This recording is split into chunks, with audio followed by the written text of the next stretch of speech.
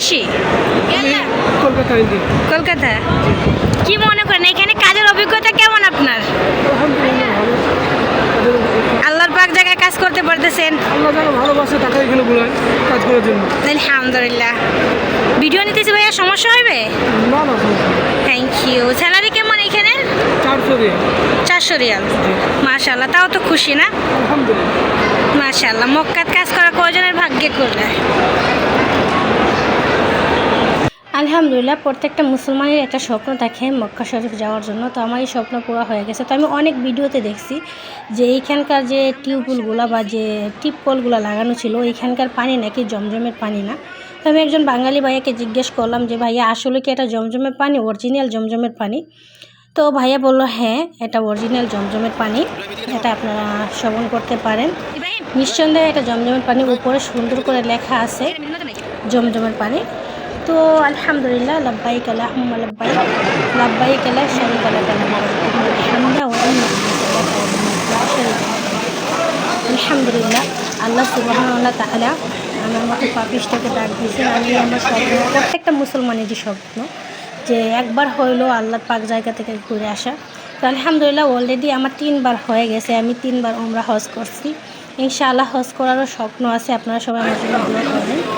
তো আমরা এখন রওনা দিতেছি, আমাদের হজ করা শেষ। তো যাওয়ার আগে আমরা একবার খেয়ে নিই, প্রচণ্ড খেতে হচ্ছিল।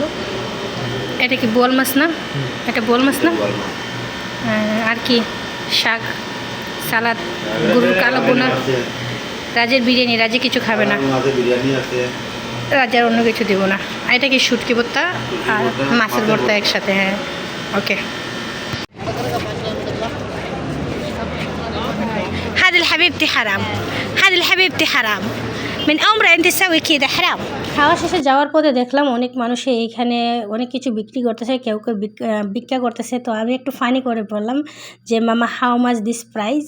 তো এটা নিয়ে মহিলা অনেক হাসাহাসি করতেছিল যে আসলে তুমি ইংলিশটা কোথায় থেকে শিখছিলা। আসলে একটু মজা করলাম যে how much this of price. তো যাই হোক, আলহামদুলিল্লাহ, এইখান থেকে আমার কিছুই নেওয়া হয় নাই। আর বাকি ভিডিওটা আমি শ্যুট করতে পারতেছিলাম না। আমি অনেক কিছুই কিনছি, অনেকটা ক্লান্ত ছিলাম, অনেকটা মর্মাহত ছিলাম। কিচ্ছু বলার নাই, দেখবেন অবশ্যই ভিডিও লাস্ট অবধি দেখবেন, তাইলে বুঝতে পারবেন কতটা ক্লান্ত আর কতটা মর্মাহত ছিলাম আমি।